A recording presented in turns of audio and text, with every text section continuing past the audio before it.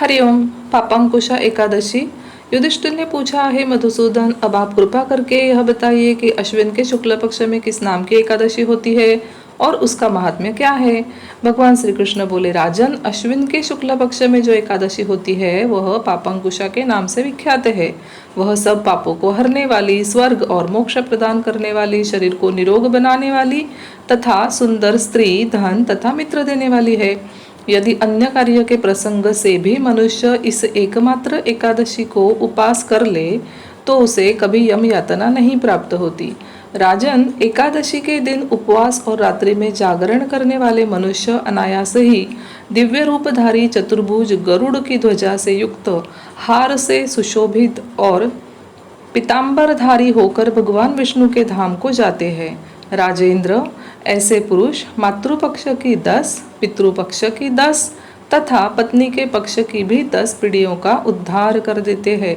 उस दिन संपूर्ण मनोरथ की प्राप्ति के लिए मुझ वासुदेव का पूजन करना चाहिए। जितेंद्रिय मुनि चिरकाल तक कठोर तपस्या करके जिस फल को प्राप्त करता है वह फल उस दिन भगवान गरुड़ ध्वज को प्रणाम करने से ही मिल जाता है। जो पुरुष सुवर्ण, तिल, भूमि, गौ, अन्न, जल, जूते और छाते का दान करता है वह कभी यमराज को नहीं देखता। नृपश्रेष्ठ, दरिद्र पुरुष को भी चाहिए कि वह स्नान, जप, ध्यान आदि करने के बाद यथाशक्ति होम, यज्ञ तथा दान वगैरह करके अपने प्रत्येक दिन को सफल बनाए।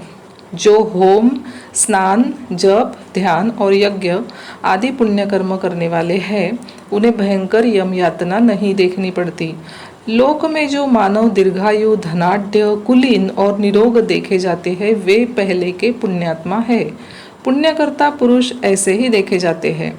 इस विषय में अधिक कहने से क्या लाभ। मनुष्य पाप से दुर्गति में पड़ते हैं और धर्म से स्वर्ग में जाते हैं। राजन, तुमने मुझसे जो कुछ पूछा था उसके अनुसार पापांकुशा एकादशी का महात्म्य मैंने वर्णन किया। अब और क्या सुनना चाहते हो। व्रत खोलने की विधि। द्वादशी को सेवा पूजा की जगह पर बैठकर भुने हुए 7 चनों के 14 टुकड़े करके अपने सिर के पीछे फेंकना चाहिए। मेरे 7 जन्मों के शारीरिक, वाचिक और मानसिक पाप नष्ट हुए, यह भावना करके 7 अंजलि जल पीना और चने के 7 दाने खाकर व्रत खोलना चाहिए। हरिओम।